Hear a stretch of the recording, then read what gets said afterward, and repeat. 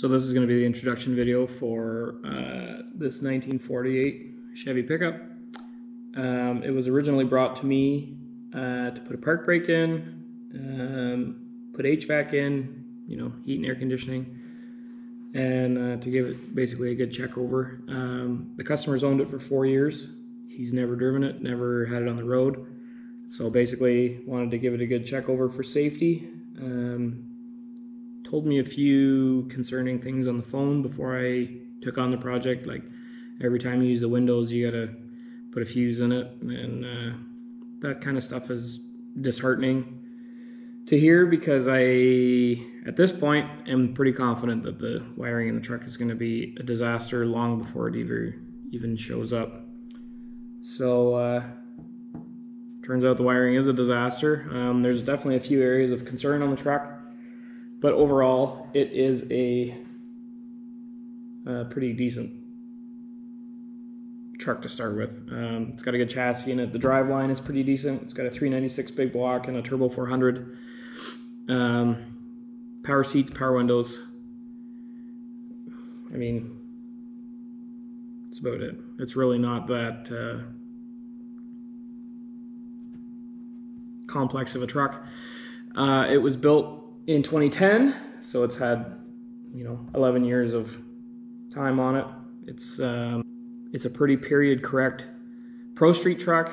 Got the big tires in the back, little ones in the front, obviously.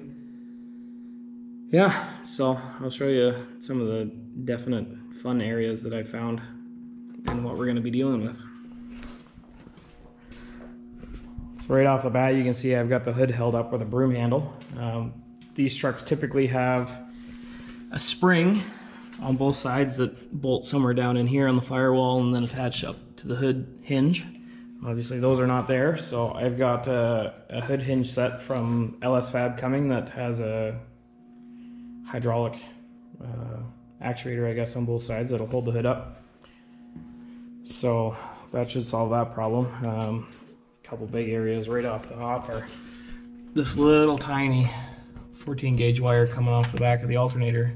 This is the whole charging wire for the battery. This is everything that the vehicle runs off of while it's running. And again, it's not a terribly complex vehicle. There's no fuel injection or air ride or anything like that, but it's still, that's definitely not enough size of wire to safely charge this thing. Another thing, I pulled the headlights out just to check the connectors and that sort of stuff, and not surprisingly, there's a disaster behind here too. This is all, I'm not even going to bother taking the tape off, but I can assume it's twisted and taped, and that's probably about it. There's no gasket in there, or no grommet, I mean. So that's exciting right off the bat. This side's no different, taped and all that good stuff. The big issue that I found lies under the dash. This is like a Harbor Freight or a Princess Auto type fuse block. This is the main power center for the whole truck. And if you know anything about these, they are meant for like 15 or 30 amp total capacity. And you can see just from here, there's 1, 2, 3, 4, 5, 6 30 amp circuits on this at least right now. 25, a couple 20s, a couple 15s. Definitely overloaded this little panel. And also, you know, things like this, like the high beam switches way up on the firewall. This is meant to be down here. So you're gonna have to do some high kicks to get that working. So I'll probably wind up getting rid of that switch entirely and putting an iDidit signal switch in it with they provide ones with buttons in the end, so that'll clean that up a whole lot, and then I won't have to cut the carpet or modify the floor or, you know, anything like that.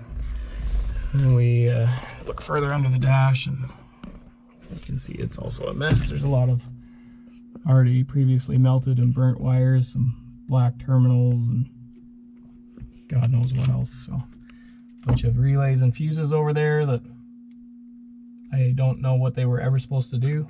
Obviously they don't do anything right now. So yeah, it's got this little 3-way toggle switch here to start it. You can hear when I flip the switch on, the fans come on immediately.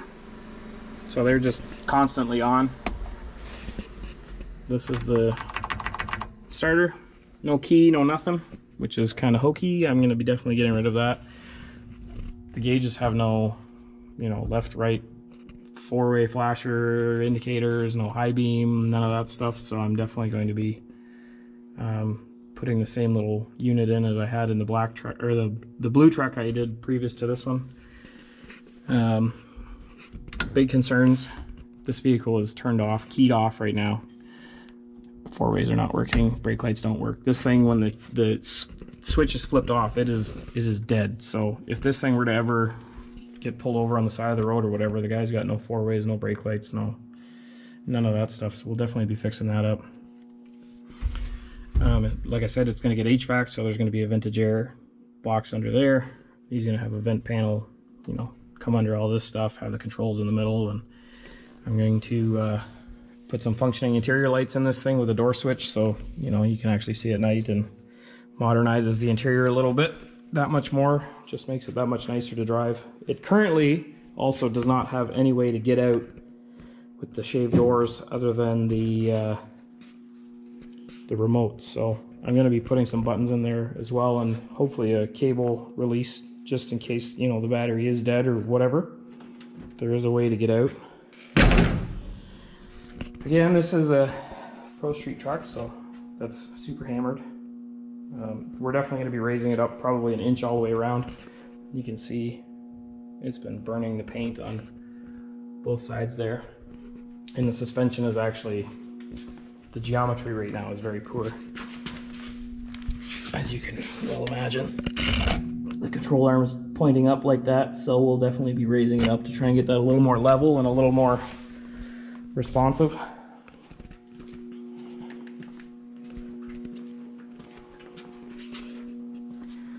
Put caddy tail lights in it, and again taped and twisted and just junky old sockets that are far outlived their lifespan, so we'll be getting rid of those. There's a running light in here that's not hooked up for whatever reason, so I'll be wiring those in, get the taillights working properly. These are the door panels. Not bad. So we'll probably, I don't know if I'm going to put the switch for the doors in these yet, or if I'm going to put it in the panel where the HVAC controls and everything are going to be. It's pretty good burnt paint, so we'll definitely be raising that up to deal with that issue. This is the American Auto Wire fuse block that's going to go in. This is a Highway 22 kit. They're a really, really nice kit. I've used these in a ton of vehicles already. There's definitely lots of room for growth if you decide, you know, one day that this guy might pull the big block out or put fuel injection in it or something like that. The headlight bulbs, you know, the grounding kit for the cluster, and it's definitely going to be getting an ignition switch,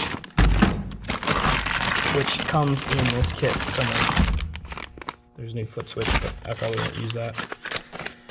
Yeah, so it's going to be a really nice complete kit. Get this thing all wired up and safe so it doesn't burn to the ground. Next we got the electric e-stop parking brake. You've got a cast transmission pan. It's got a chrome stamped pan in there, and if you guys know anything about those, you know every single one of them ever made leaks for whatever reason. So we'll be getting rid of that and put that nice cast pan on. There's park brake cables.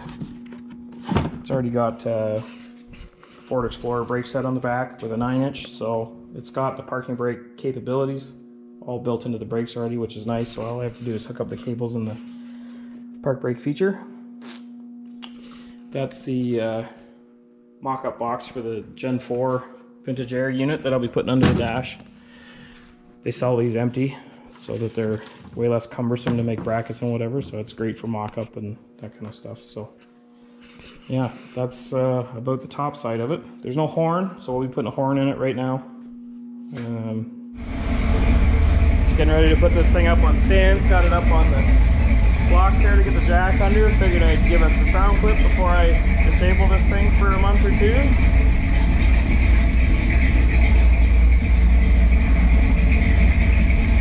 Pretty classic old big block sound. Dual Flowmaster exhaust. Can't beat it.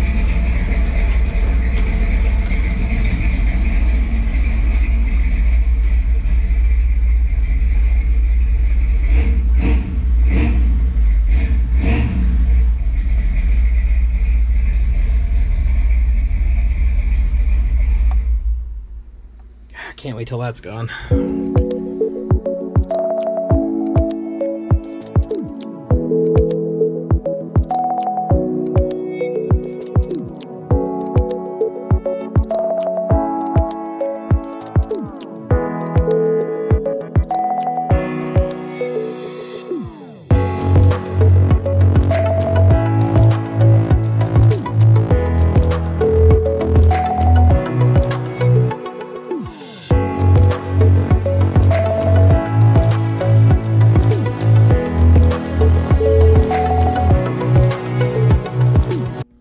Okay, here we go again with the underside.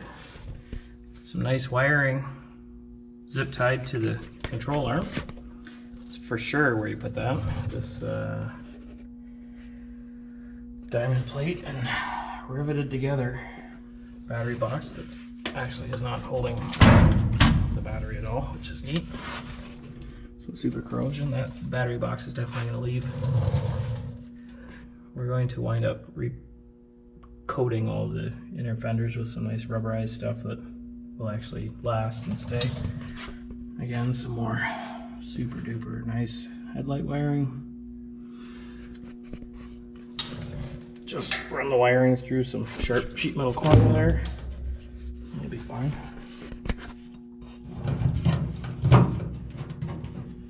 This truck did have underglow on it as well at one point, which they're sitting on my toolbox now. I've already cut those out, but they were all broken and zip tied in. And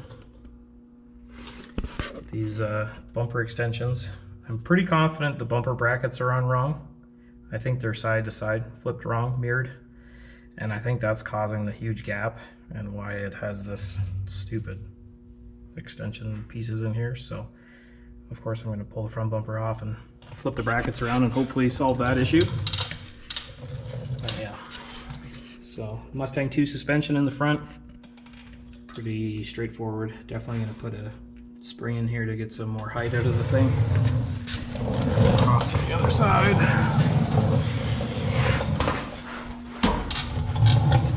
Same deal. I don't know what those wires are even doing or what they did at one point. This is going in down by the spring, which is a very strange path to take. Just lots of not great routing and paintwork up in here, which is going to get solved for sure. We're going to definitely clean this up a bunch and make it look like it wasn't some hand-painted deck furniture.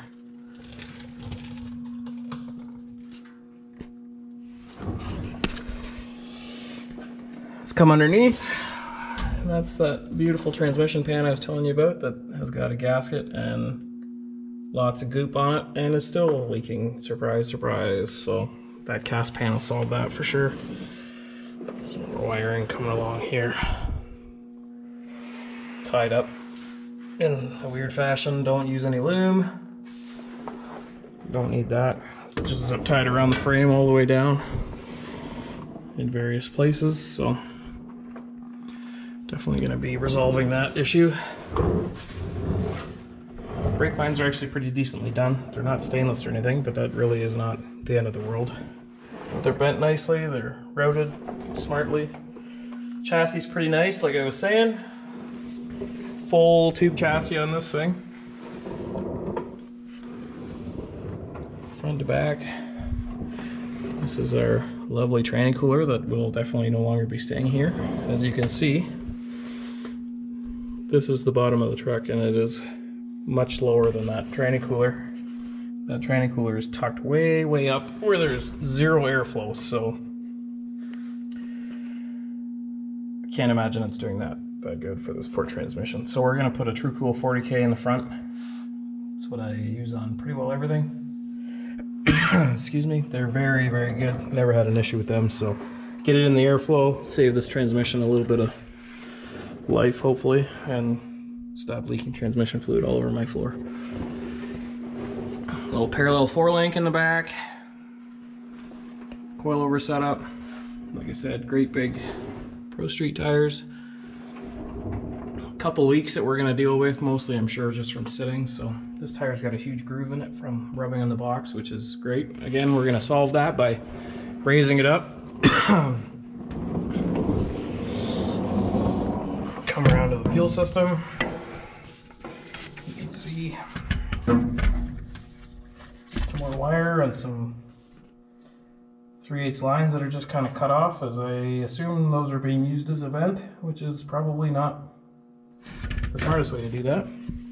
The whole back end reeks like fuel, as you can imagine. Disc brakes on the back. You can see it's got the parking brake feature up there that we're looking for, so I'll be definitely putting the low car cables in shortly. Another leak on this here coilover on the back. Again, no paint on the inners, so we'll be dealing with that. But yeah, that's pretty much the exciting part for now. So I'm gonna shut this off. I'm gonna start yanking wires out of this thing, and we'll touch base again.